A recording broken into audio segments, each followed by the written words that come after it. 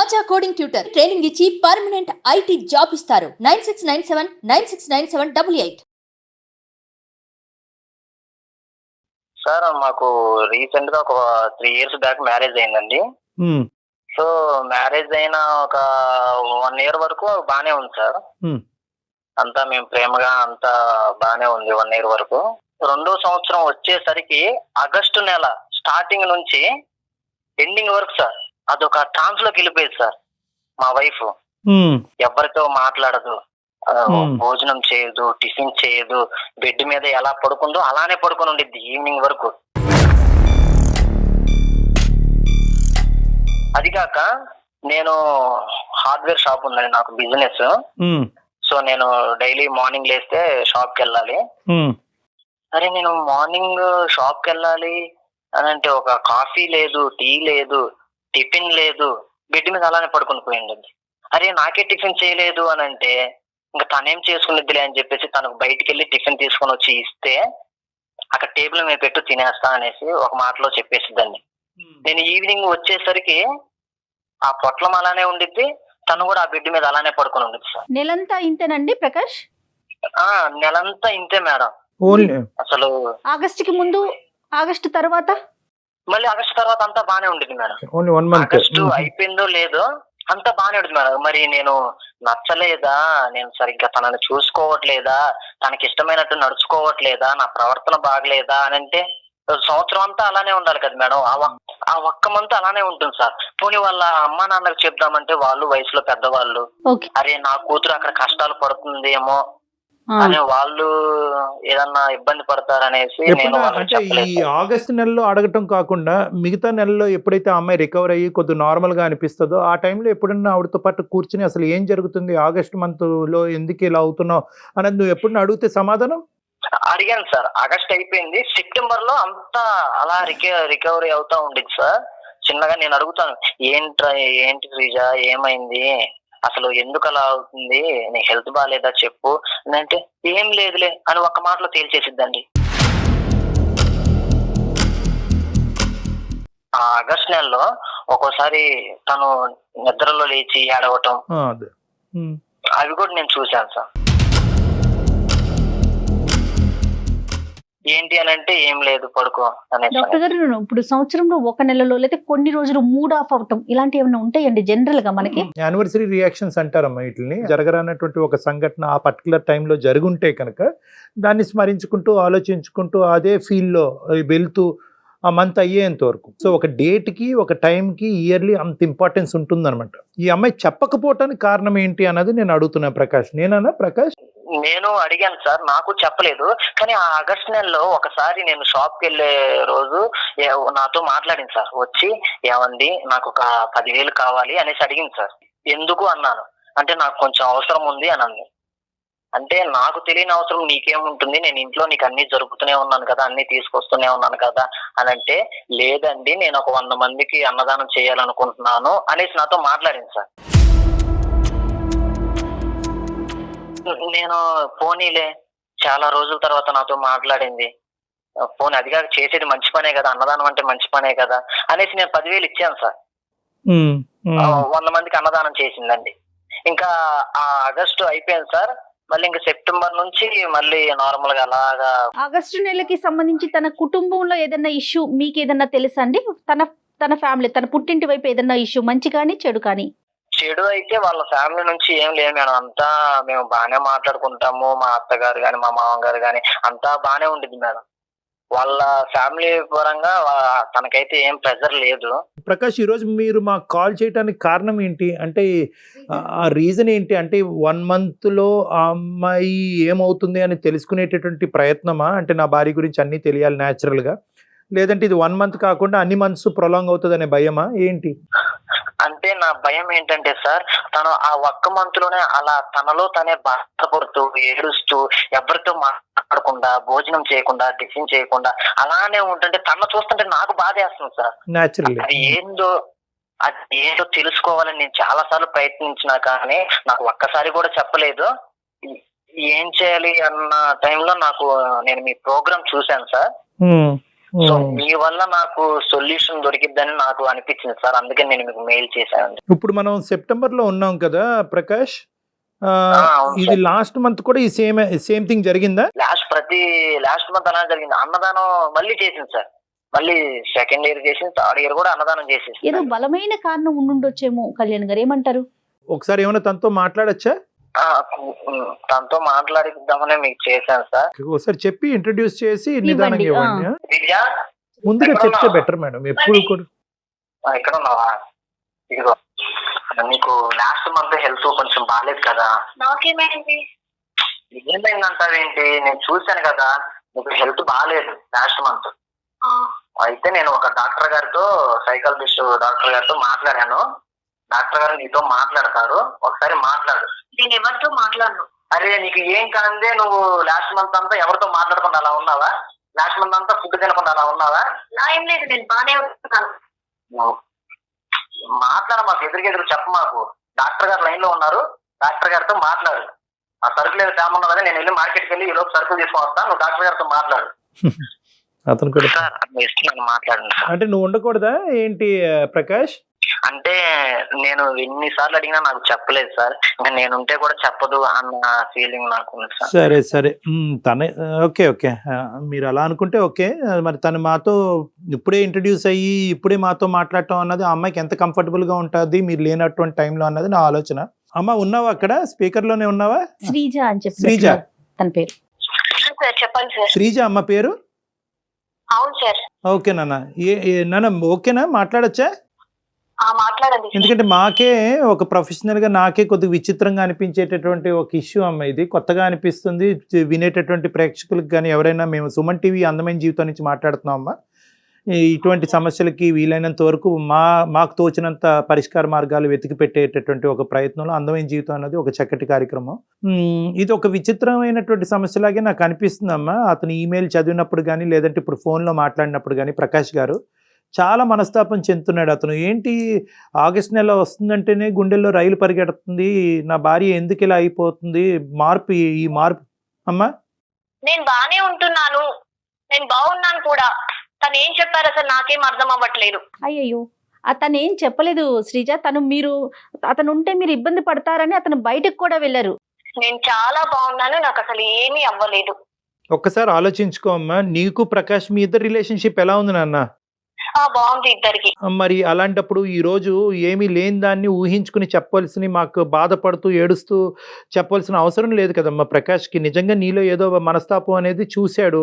August నెల అంతా కూడా నువ్వు ఏమీ తినవంట, ఏడుస్తావంట, అన్నదానాలు చేస్తా ఉంటావంట, ఇవన్నీ ఊహించుకుని చెప్పేవి కాదు కదమ్మా. ఇవన్నీ కూడా అది రోజు జరిగే సంఘటన అయితే అనుకోవచ్చు. ఓకే, ఆ అమ్మాయికి ఏదో ప్రాబ్లం ఉంది కాబట్టి అలా చేస్తున్నాను అనుకోవచ్చు.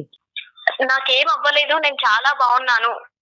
ఒక్కసారి నాన్న, ఒక్కసారి ఆలోచించుకుని చెప్పు ప్లీజ్, కోఆపరేట్ విత్ అస్ ఒక్కసారి. అంటే చెప్పకూడని సమస్య ఏదన్నా ఉందా? నలుగురిలో చెప్పకూడదు అలాంటి సమస్యలు ఏమన్నా ఫేస్ చేస్తున్నారా, లేకపోతే అతని ద్వారా ఏదన్నా ఇబ్బంది పడుతున్నారా? ఏం లేదు మేడం. అమ్మా చెప్పమ్మా. 2 years బ్యాక్ కాలేజ్ చేసేటప్పుడు ఒకతను నా అంటే చాలా పిచ్చిగా లవ్ చేశాడు. ఇంకా నేను ఎక్కడికి వెళ్ళినా నా వెంట రావడం, ఇంకా నా ప్రతి మూమెంట్ తనకు తెలుసు. అలాంటి ఒక పర్సన్ ని ఈ రోజు నా లైఫ్ లో లేదు, అంటే కోల్పోయాను.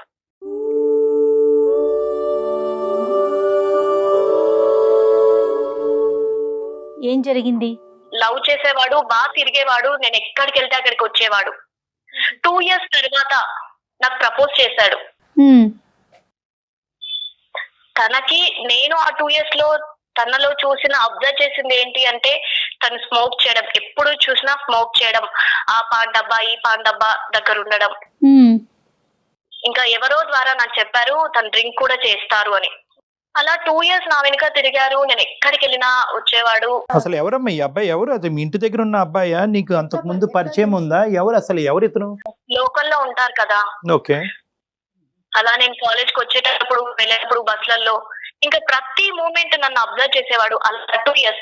ఓకే ఓకే, లోకల్ పర్సన్, అంతే ఇంటి దగ్గర అబ్బాయి. ఓకే. అలా 2 years అయిపోయిన తర్వాత ఆగస్ట్ 1st కి కరెక్ట్ గా నాకు ప్రపోజ్ చేశాడు. ఇంకా అంటే కొంచెం కూడా ఏమనుకుంటారో భయం లేదు, అది ఏమి ఆలోచించకుండా స్మోక్ చేసేసి అలాగే వచ్చేసాడు. ఓకే. వచ్చి ప్రపోజ్ చేశాడు. నేను ఒక కోపంగా చూశాను, నేనేం చెప్పలేదు. అంటే నేను ఎవరిని ఎంటర్టైన్ చేయను ఫస్ట్. ఓకే. నాకు పెద్దగా ఇష్టం లేకుండే. అప్పుడు సిచ్యువేషన్ అప్పుడు ఆలోచించాను ఫ్యామిలీ గురించి, కెరియర్ గురించి, తనని చూస్తే మళ్ళీ నాకు సెట్ అవ్వడేమో అన్ని ఆలోచించి నేను అక్కడి నుంచి వచ్చేసాను. ఇంకేం చెప్పలేదు తనకి. ఇంటికి వచ్చాను కానీ నేను మళ్ళీ తప్పు చేస్తున్నానా, ఏమైనా తను నా లైఫ్ లో కరెక్టా, ఇలా చాలా ఆలోచించాను. అమ్మ ఈ మనిషిలో నిన్ను ఒక్క నిమిషం నాన్న శ్రీజ, ఈ మనిషి నిన్ను ఇలా ఫాలో అవుతున్నాడు అని అంటున్నావు కదా, ఫాలో అవుతున్నప్పుడు మరి నీ పేరెంట్స్కి చెప్పటం కానీ పలానా వ్యక్తి ఫాలో అవుతున్నాడని కానీ, బాబు నువ్వు ఎవరు ఇలా ఫాలో అవుతున్నావు, ఎందుకంటే వాడు దొంగ అవ్వచ్చు, ప్రేమికుడు అవ్వచ్చు, ఎవడన్నా అవ్వచ్చు, కాబట్టి ఆ రిస్క్ ఉంది కాబట్టి ఎప్పుడు కూడా అతన్ని ప్రశ్నించలేదా నువ్వు? ఏమయ్యా మా ఇంటి దగ్గరే ఉంటున్నావు కదా, నీకు పని పాట లేదా, ఏంటి నువ్వు నా వెనకతలు వస్తున్నావు అనేటటువంటి ప్రశ్న అప్పటి వరకు రాకపోవటం ఏంటి? నెంబర్ 1. నెంబర్ 2 ఏంటంటే నీకు కూడా ఈ అబ్బాయి వచ్చి అడక్క ముందు కూడా నీకంటూ ఏమైనా ఒక తెలియనటువంటి లోపల ఒక ఫీలింగ్ ఉందా? కాబట్టి నువ్వు ఏంటంటే అతను వచ్చి అడిగినప్పుడు దానికి సమాధానం చెప్దావు అని చెప్పి ఒక వెయిటింగ్ గేమ్ ఆడేవా? నీ లోపల నువ్వు ఏమన్నా అతని గురించి ఒక ఆలోచన అనేది కంటిన్యూస్గా ఉన్నది, కానీ ఎప్పుడైతే కనుక నువ్వు అంటున్నావు కదా అతను స్మోకింగ్ చేస్తాడని తెలిసింది, డ్రింకింగ్ కూడా చేస్తాడని తెలిసింది, అంటే నువ్వు కూడా అతని గురించి ఏమన్నా తెలియకుండానే బ్యాక్గ్రౌండ్లో ఎంక్వైరీ చేసుకుంటూ ఉన్నావా? నేను ఎంక్వైరీ ఏం చేయలేదు సార్. కానీ ఎక్కడ చూసినా ఆ సిగరెట్ కొట్టుకుంటూ ఫ్రెండ్స్ తో తిరిగేవాడు. ఓకే. ఒక మనిషి యొక్క క్యారెక్టర్ కానీ క్వాలిటీస్ కానీ మనం ఎప్పుడు అసెస్ చేస్తామంటే కనుక మన లోపల దాన్ని ఎంతో కొంత కన్సిడరేషన్ ఇచ్చినప్పుడే, ఆ సబ్జెక్ట్ గురించి కన్సిడరేషన్ ఇచ్చి ఇవ్వాలా, ఇతన్ని ఆహ్వానించాలా నా జీవితంలోకి వద్దా అని అనుకున్నప్పుడే క్వాలిటీస్ గురించి మాట్లాడుకుంటాం. ఎందుకంటే అతను ఎవరో కాన్కిస్గా వాడు అయితే కనుక వాడు తాగితే నీకెందుకు, స్మోక్ చేస్తే నీకెందుకు, నువ్వు ఎందుకు ఈ పారామీటర్స్ వే చేయటం మొదలు పెట్టావు? అంటే నీకు ఎక్కడన్నా ఉందా ఒక సాఫ్ట్ కార్నర్? అంటే ఉంటది కదా సార్, మనకు అప్పుడు ఆ ఏజ్ అలాంటిది కదా. మన కోసం ఒక పర్సన్ తిరుగుతున్నారు, టైం వేస్ట్ చేసుకుంటున్నారు, వాళ్ళ టైం మనకి ఇస్తున్నారు అంటే ఏదో కొంచెం ఉంటుంది కదా. మరి ఎందుకు వెనక్కి తగ్గారు? అంటే మాట్లాడటం కానీ, మాట్లాడితే ఏమైనా మార్పు చేసుకోవచ్చా, మార్పించొచ్చా అతన్ని? చూస్తే తను చాలా జాలిగా నన్ను సిన్సియర్ గా చేస్తున్నాడు అనిపించేది. ఇంకో సైడ్ చూస్తే పేరెంట్స్ ఒప్పుకోరేమో అలా ఆలోచించి కానీ నన్ను ఎప్పుడు చూసినా జాలిగా అలా చూసేవాడు. ఆగస్టు 1 నాకు చెప్పాడు, ప్రపోజ్ చేశాడు, నేను వద్దన్నాను, ఏమీ చెప్పలేదు, సైలెంట్ గా ఇంటికి వచ్చేసాను కోపంగా చూసి. ఇంట్లో కూడా అసలు లేనన్నమాట. నీ డైలమాలో నువ్వు ఉన్నావు. నాకు ప్రపోజ్ చేసిన నెక్స్ట్ డే వచ్చాడు, మళ్ళీ ఒక 1 వీక్ 10 డేస్ కనిపించలేదు. అప్పటి వరకు ఫాలో అవుతున్నటువంటి వ్యక్తి సడన్ గా గాయపడ్డాడేమో, కనిపించలేదు. రైట్. నేను కానీ వద్దన్నానని చెప్పేశాడు, అలా వెళ్ళిపోయాడేమో ఓకే అని నేను అనుకున్నాను. కానీ నాకు 11th వేరే వాళ్ళ నుంచి తెలిసింది ఏంటి అంటే తను లేడు అని, చనిపోయాడు అని. ఆ రోజే చనిపోయాడమ్మా? 11th రోజు చనిపోయాడా? అవును సార్, 11th రోజే చనిపోయాడు. చనిపోయాడంటే ఏంటమ్మా, సూసైడ్ చేసుకున్నాడా, యాక్సిడెంటా, ఏం జరిగింది? సూసైడ్ చేసుకున్నాడు సార్.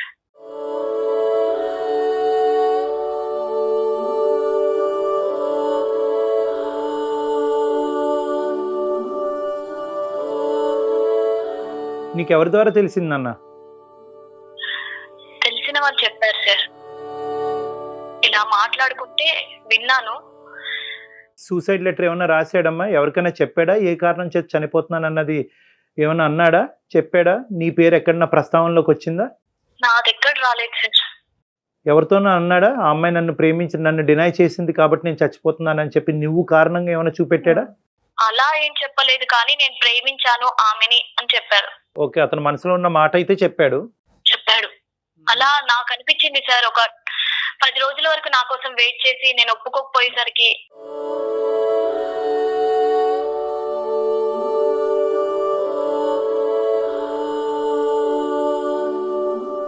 వెరీ సాడ్ అమ్మా, వెరీ మీకు సాడ్. అనిపిస్తోంది అలా అంటే తను ఆ అసోసియేషన్ తన కళ్ళల్లో, ఆ అబ్బాయి కళ్ళల్లో తను చూసిన ఆ తను ప్రేమని చూసిందమ్మా, ఇంటెన్సిటీ చూసింది. 2 సంవత్సరాల పాటు పగలనక రాత్రనక తను ప్రేమించినటువంటి వ్యక్తి వెనకాతలు వెళుతూ కూడా ఆ అమ్మాయికి అడిగితే ప్రపోజ్ చేస్తే కనుక చాలా సందిగ్ధ పరిస్థితిలో ఉంటాడు. ఆ అమ్మాయి నో చెప్తే కనుక బతకలేను అనేటటువంటిది ముందే డిసైడ్ చేసుకుంటాడు. కాబట్టి చాలా సంకోచిస్తూ ఎక్కడో ఒక విధంగా వచ్చి చెప్పుంటాడు. ఈ అమ్మాయి వర్బల్ కూడా చెప్పలేదు. ఈ అమ్మాయి ఏంటంటే ఏమరా నువ్వు, నీకు పని పాట లేదా ఏమి అని ఏమనుకుంటా, జస్ట్ ఒక్క ఇమోషనల్ రియాక్షన్కే అతను ప్రాణాలు తీసుకున్నాడు. సిన్సియర్ గా అతను ఇష్టపడ్డాడు ఈ పిల్లని, ఈ అమ్మాయిని, అంతే కదండి. ప్రేమలో అయితే సిన్సియారిటీ ఉందమ్మా. అతను ప్రొఫెషనల్ గా ఏం చేస్తున్నాడు, తాగుతాడా, అలవాట్లు ఏంటి, దేనికి బానిసయ్యాడు అనే వేరే విషయం, కానీ ప్రేమలో మాత్రం అయితే సిన్సియారిటీ. ఏమ్మా శ్రీజ, కరెక్టేనా నేను అనే మాటలు? చాలా సార్ కరెక్ట్ గా చెప్పారు. మనసే చాలా బాధగా భారంగా అనిపిస్తోంది. కళ్ళల్లో తెలిసిపోయేది.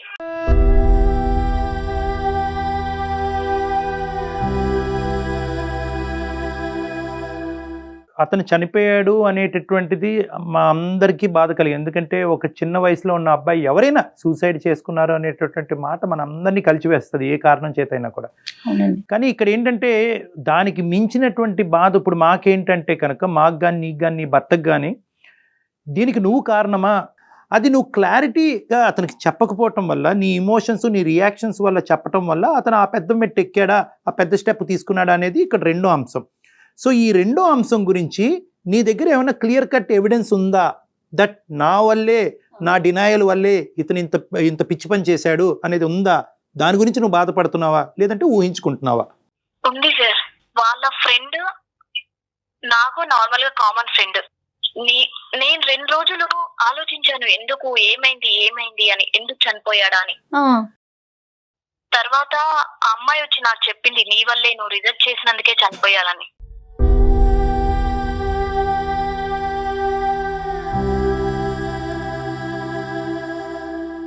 అంటే ఎప్పుడైనా కూడా అమ్మాయితో ఇలాగ నేను శ్రీజాని ప్రేమిస్తున్నాను, శ్రీజ ఒప్పుకుంటే బతుకుతాను, లేదంటే నా జీవితాన్ని అంతం చేసుకుంటాను అన్న మాట ఎప్పుడన్నా వచ్చిందా ప్రస్తావనలోకమ్మా?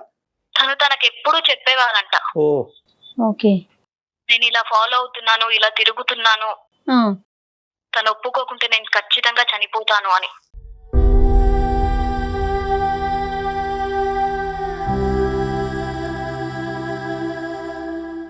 చెప్పాడు. మరి ఎందుకమ్మా నీ దగ్గర వరకు వచ్చి ముందుగానే ధైర్యంగా నీకు చెప్పడానికి ఎందుకు సంకోచించాడు ఇన్ని ఇయర్స్ బట్టి? సార్ ఇప్పుడు మనం ఎవరినన్నా ఎంటర్టైన్ చేస్తేనే కదా వాళ్ళు అవుతారు. కరెక్ట్ అమ్మా, కరెక్ట్. 100%. అంటే నా ఫేస్, నా చూపులు అలా స్ట్రిక్ట్ గానే ఉండేవి. నేను కామ్ గా ఉన్నాను, అంటే నా చూపుకు తను భయపడేవాడు. ఓకే ఓకే, అందుకొరకే తను నా దగ్గరికి రాలేడేమో బహుశా. సో అతను చనిపోయాడు అనే వార్త కంటే నీ వల్లే చనిపోయాడు అన్న వార్త ఎక్కువ బాధ పెట్టింది కదమ్మా నిన్ను? అవును సార్, నేను ఒక పర్సన్ ని చంపేశాను అనిపిస్తుంది.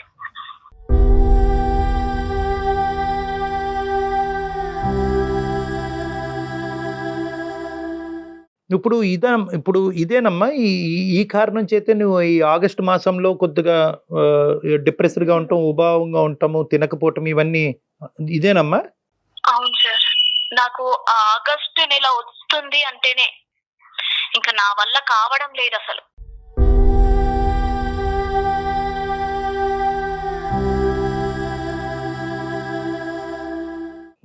మన ప్రకాష్తో నీ రిలేషన్షిప్ అంత అద్భుతంగా ఉన్నప్పుడు, బాగున్నప్పుడు షేర్ చేసుకుంటే బాగా తగ్గుతుంది కదమ్మా ఎవరికైనా.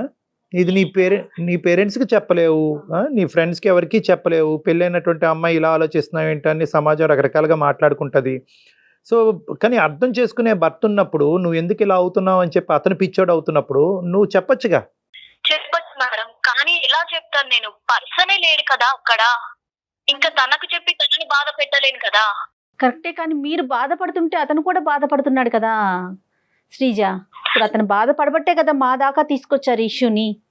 కానీ ఆగస్టు నెల వస్తే మేడం నాతో అవ్వట్లేదు. మరి నేను ఎంత కంట్రోల్ చేసుకున్నా అంటే ఎవరికి చెప్పినా కూడా ఇంకా ఈ సమస్యకి పరిష్కారం లేదు, పోయిన మనిషి తిరిగి రాడనే ఫీలింగ్ అమ్మా. పోయిన మనిషి అంటే నా వల్ల పోయాడు అన్న బాధ ఎక్కువ ఉంది సార్. చూసావమ్మా ఈ మధ్యకాలంలో వాళ్ళ పేరెంట్స్ని కానీ ఆ ఇంటి వైపు వెళ్ళటం కానీ ఎప్పుడైనా జరిగిందా నువ్వు ఊరు వెళ్ళినప్పుడు? పేరెంట్స్ అదేమీ తెలియదు సార్. అసలు ఈ అమ్మాయికి డీటెయిల్స్ ఏం తెలియదు, అతను ఫాలో అవటం మాత్రమే తెలుసు, అంతేనండి? మేడం దీన్ని యానివర్సరీ రియాక్షన్ అంటారమ్మా. అంటే మనకి కావాల్సిన వాళ్ళు, మనం ప్రేమించిన వాళ్ళు, మనకు నచ్చినటువంటి వాళ్ళు చనిపోయినప్పుడు ఏ సంవత్సరం ఏ రోజు సంవత్సరికం అంటూ ఉంటాం మనం సాంప్రదాయబద్ధంగా. ఆ రోజు అవే ఇమోషన్స్ వాళ్ళు గుర్తుకు రావటం కానీ, అరే నేను హాస్పిటల్కి టైం తీసుకెళ్ళవలసింది, లేదంటే ఈ టాబ్లెట్ ఇవ్వాల్సింది, ఇలాగ గిల్ట్ ఫీలింగ్స్ అనమాట. అంటే దానికి నేనే ఎంత న్యాచురల్గా చనిపోయినటువంటి వ్యక్తికైనా కూడా ఈ గిల్ట్ ఫీలింగ్స్ వస్తూ ఉంటాయి అనమాట. అంటే కొడుక్కి కానీ భార్య కానీ నేను ఏదో చేయవలసింది అనేటటువంటి. That's a process of grief reaction. అంటే ఆ గ్రీఫ్ రియాక్షన్ నుంచి మనం అందరం వెళ్తాం. అన్నిటికంటే విలువైనటువంటిది ఒక మనిషి యొక్క ప్రాణం. నీ ఇష్యూలో ఆ గిల్ట్ ఫీలింగ్ అనేటటువంటిది ఇంకా ఎక్కువ ఎందుకు ఉంది అంటే కనుక ఇక్కడ కమ్యూనికేషన్లో ప్రాబ్లం వచ్చింది. ఆ అబ్బాయి నీతో నిన్ను ప్రేమిస్తున్నట్టు, ఎంతకాలం బట్టి ప్రేమిస్తున్నట్టు, ఎందుకు ప్రేమిస్తున్నట్టు, అతను పంచప్రాణాలుగా ప్రేమిస్తున్నట్టు అతని మనసులో ఉండేటటువంటి భావాన్ని అతని యాక్షన్స్లో చూపెట్టాడు కానీ ఎక్కడ నీకు వర్డ్స్లో చూపెట్టలేదు. సో అక్కడ ఒక కమ్యూనికేషన్ గ్యాప్ వచ్చింది. రెండో కమ్యూనికేషన్ గ్యాప్ ఏంటంటే, నీకు ఈ మనిషి ప్రేమిస్తున్నట్టు నీకు తెలుసు, కానీ నువ్వు సాంప్రదాయాలకో, పట్టింపులకో, తల్లిదండ్రుల విలువలకో ఇటువంటి వాటికి విలువని ఇచ్చిన దానివి కాబట్టి నీ పద్ధతిని కాపాడుకుంటూ ఆ మనిషిని డినై చేస్తూ ఆ మనిషి వైపు కోపంగా చూపెడుతూ నువ్వు నీ మెసేజ్ను కూడా అతనికి ఎక్కడ కమ్యూనికేట్ చేయలేదు. బహుశా ఈ రోజు కాకపోతే రేపైనా ఆ అమ్మాయి ఒక పాజిటివ్ రెస్పాన్స్ ఇస్తుంది అనేటటువంటి ఒక ఆశతో అదే ప్రాసెస్ కంటిన్యూ చేశాడు. 1 కాదు, 2 రోజులు కాదు, వారాలు కాదు, నెలలు కాదు, 2 సంవత్సరాలు. సో చాలా ఇంటెన్స్గా నిన్ను ప్రేమిస్తున్నాడు అని చెప్పినప్పుడు నీ సైడ్ నుంచి కమ్యూనికేషన్ కూడా ఇక్కడ లోపం వచ్చింది. ఏం బాబు నువ్వు ఇలా నా వెంట పడుతున్నావు, నువ్వు టైం వేస్ట్ చేసుకుంటున్నావు, మా ఇంట్లో ఇలాంటివి ఉండవు, ఎందుకంటే నీకు తెలుసు. ఎందుకంటే నువ్వు కూడా ఎక్కడో ఒక పాయింట్లో you are weighing the pros and cons. వెళ్ళాలా వెళ్ళకూడదా, వర్కౌట్ అవుతుందా అవ్వదా, ప్రేమించి పెళ్లి చేసుకుంటే సమస్యలు పెరుగుతాయి తగ్గుతాయని నువ్వు వర్కౌట్ చేసుకుంటున్నావు. ఆ కంక్లూజన్ని నువ్వు మానసికంగా నీ లోపల పెట్టుకున్నావు, అతనికి వ్యక్తపరచలేదు. సో ఇక్కడ కమ్యూనికేషన్ గ్యాప్ వచ్చింది. ఏమయ్యా ఇది వర్కౌట్ అవ్వదు, నాకు తెలుసు నువ్వు నా వెంట పెడుతున్నావు అంటే కనుక నువ్వు గాఢంగా నన్ను ప్రేమిస్తున్నావు అని నాకు తెలుసు. మన ప్రేమ వల్ల 4గురికి కష్టాలు కొని తెచ్చేవాళ్ళం అవుతాం కానీ ఆ ప్రేమ వల్ల ఎవరిని సుఖపెట్టలేము, మనం కూడా సుఖపెడతామని నమ్మకం నాకు లేదు అనేది ఒకటి క్లియర్ కట్గా అతనికి చెప్పుంటే కనుక నువ్వు వర్క్ మీద ఫోకస్ చేయి, నీ జీవితం మీద ఫోకస్ చేయి, నిన్ను ప్రేమించే అమ్మాయిని నువ్వు పెళ్లి చేసుకో అనే విధంగా ఏదైనా ఒక మెసేజ్ పంపించుంటే కనుక బహుశా ఈరోజు అతను ఉండుండేవాడేమో. ఏమో at the end of the day అతను ఏం చేసుకుంటాడన్నది ఎవరు అట్లీస్ట్ ఆలోచించేవాడు. కానీ ఇక్కడ ఏమైంది అంటే కనుక నువ్వు అంతా కూడా కట్ త్రోట్గా ఉంది, ఇదంతా కూడా టక్ టక్ టక్ టక్ అని చెప్పి. సో దీనివల్ల ఏమైందంటే కనుక నీకు నేనే అతన్ని చంపేశాను అనేటటువంటి బాధ నీకుంది. ఇంకోటి ఏంటంటే కనుక బహుశా నేను అతనికి రెస్పాండ్ అయ్యి పెళ్లి చేసుకుంటే కనుక ఒక ప్రాణాన్ని కాపాడేదాన్ని అవుతాను అనేటటువంటి ఫీలింగ్ నీకు వస్తుంది. ఇవన్నీ కూడా గిల్ట్లో వచ్చేటటువంటి ఆలోచనలే కానీ వాస్తవానికి దూరంగా ఉండే ఆలోచనలమ్మా. ఈ గిల్ట్లో మనకు అలా అనిపిస్తూ ఉంటుంది, అరే నేను ఎస్ అని చెప్పుంటే కనుక మనిషిని బతికించేవాడినేమో, ఏమో ఎస్ అని చెప్పి పెళ్లి చేసుకుంటే కనుక మీ తల్లిదండ్రులకి ఏమై ఉండేదో, మీ కుటుంబ సభ్యులకి ఏమై ఉండేదో, దాని కాన్సిక్వెన్సెస్ ఎలా ఉండేవో. సో ఇలాంటి రకరకాలు ఈరోజు మాట్లాడుకోవటానికి లేదు. నువ్వు ఎక్కువగా ఏంటంటే రియాలిటీ కంటే ఇమాజినేషన్కి, ఊహాజనకమైనటువంటి ఆలోచనలకి ఎక్కువ ఇస్తున్నావు. ఇక్కడ అతన్ని నువ్వు కాపాడేటటువంటి అవకాశం లేదు. ఏమో కమ్యూనికేట్ చేస్తుంటే కనుక అతను బాధను తగ్గించేదానివేమో కానీ చనిపోవాలనే బలమైనటువంటి నిర్ణయాన్ని మీ ఫ్రెండ్కి ఆల్రెడీ చెప్పినప్పుడు నువ్వు చెప్పినా అతన్ని కాపాడలేకపోయి ఉండొచ్చు. At the end of the day it's a bygone issue. అది వెళ్ళిపోయింది, ఆ ఇష్యూ వెనక్కి పెట్టేసి దీనికి నేనే కారణము, నా వల్లే చచ్చిపోయాడు అని చెప్పి నిన్ను హింస పెట్టుకుని నీ జీవితాన్ని పాడు చేసుకోవద్దు. నీకు ఒక చక్కటి భర్త వచ్చాడు, ప్రకాష్ చాలా మంచి వ్యక్తి, అర్థం చేసుకునే వ్యక్తి, open hearted, clear mind set. ఈరోజు ఇంకో మొగుడైతే ఇంకో భర్త అయితే కనుక ఏమే నీ మనసులో ఎవరన్నా ఉన్నారా, అందు గురించి ఇలా రియాక్ట్ అవుతున్నావు అని చెప్పి స్ట్రైట్ ఫార్వర్డ్గా అడిగేటటువంటి మగాళ్ళు ఎంతోమంది ఉన్నారు. అలాగా అతను అడగలే. నీ బాధను అర్థం చేసుకుని నీ బాధను తగ్గించేటటువంటి క్రమంలో ఒక ప్రొఫెషనల్ మీడియేషన్ కోరుకున్నటువంటి ఒక మంచి వ్యక్తి ప్రకాష్. కాబట్టి ఏంటమ్మా, ఈరోజు ఫస్ట్ నీ బాధను పంచుకోవటం అన్నది చాలా ఇంపార్టెంట్. నీ గురించి, నీ భర్త గురించి, నీ కుటుంబం గురించి, నీ ఫ్యూచర్ గురించి ఆలోచించుకో, నీ బాధను తగ్గించుకో. గ్రీఫ్ రియాక్షన్స్, యానివర్సరీ రియాక్షన్స్ అన్నీ జరుగుతూ ఉంటాయి. కానీ ఏంటంటే ఇది ఎప్పుడైతే నువ్వు ఈ బాధను పాలు పంచుకుంటావో, చెప్పుకుంటావో, పర్వాలేదు నా జీవితంలో కూడా ఇలా జరిగిందని వేరే వాళ్ళు నీకు చెప్తారో ఆటోమేటిక్గా నీ గుండెల్లో ఉండే భారం అనేది తగ్గుముఖం పడుతుంది. మీరు తప్పు లేదు అంటున్నారు కానీ సార్, నేను ఆ రోజు ఒప్పుకుంటే ఒక మనిషి బతికేవాడేమో అనిపిస్తుంది నాకు ఈ రోజు. అమ్మ ఒకటమ్మా, బేసికలీ ఏంటంటే అది నువ్వు జడ్జ్ చేయలేవమ్మా. ఈరోజు అతను చనిపోయాడు కాబట్టి రెట్రోస్పెక్టివ్గా ఆలోచిస్తే కనుక నేను ఎస్ అని చెప్తాను. నువ్వు ఎస్ అని చెప్పి నువ్వు సుఖపడి ఉండేదానివా చెప్తున్నాను. Latest think practically. ఎస్ అని చెప్పి నువ్వు సుఖపడి ఉండేదానివా? ఎస్ అని చెప్పి పెళ్లి చేసుకుని మీ తల్లిదండ్రులని బలవంతంగా ఒప్పించో, లేదంటే మీ తల్లిదండ్రులు ఎదిరించి ఒక పెళ్లి చేసుకోవటం వల్ల మీ తల్లిదండ్రులు ఈరోజు సుఖంగా సంతోషంగా ఉండేవారా? సో ఏంటంటే ప్రతిదానికి ఒక ప్రో ఉంటుంది, ఒక కాన్ ఉంటుంది, ఒక అడ్వాంటేజ్ ఉంటుంది, ఒక డిసడ్వాంటేజ్ ఉంటుంది, ఒక ప్లస్ ఉంటుంది, ఒక మైనస్ ఉంటుంది. ఇక్కడ నో చెప్పకపోవటం వల్ల మైనస్ అన్నది చాలా పెద్దగా ఉండటం వల్ల, అతను సూసైడ్ రూపాన మైనస్ కనిపించడం వల్ల ఈ రోజు ఇక్కడ మాట్లాడుకుంటున్నాం. ఒకప్పుడు అతను సూసైడ్ చేసుకుంటకపోతే కనుక ఈ రోజు అసలు మాట్లాడుకునే దానమా మనమా? ఎవరి జీవితం వారిది అయ్యేది కదా. సో అతని చావు వల్ల వచ్చినటువంటి నిర్ణయం, అతని డెత్ వల్ల, అతని సూసైడ్ వల్ల ఈ రోజు నువ్వు ఒక కొత్త ఆలోచనకు వచ్చి ఆ భ్రమలో చిక్కుకుపోయి నీ జీవితాన్ని సమస్యాత్మకంగా మార్చుకుంటున్నావు. సో ఏంటంటే కానీ ఆగస్టు నెల వస్తే నా వల్ల కావట్లేదు సార్.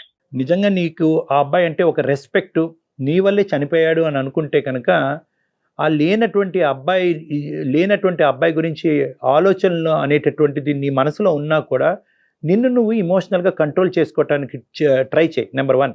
నెంబర్ 2 ఏంటంటే నీ ఎమోషన్స్ అనేటటువంటిది, ఆ అబ్బాయి రూపాన్ని నీ ఇమోషన్స్ అనేటటువంటిది నీ గుడ్ వర్క్స్కి ఏమైనా డైవర్ట్ చేయి. నువ్వు ఆల్రెడీ అన్నదానం చేస్తున్నావు, ఇలాంటివి ఏమైనా సేవా కార్యక్రమాలు, నువ్వు బాధపడద్దు.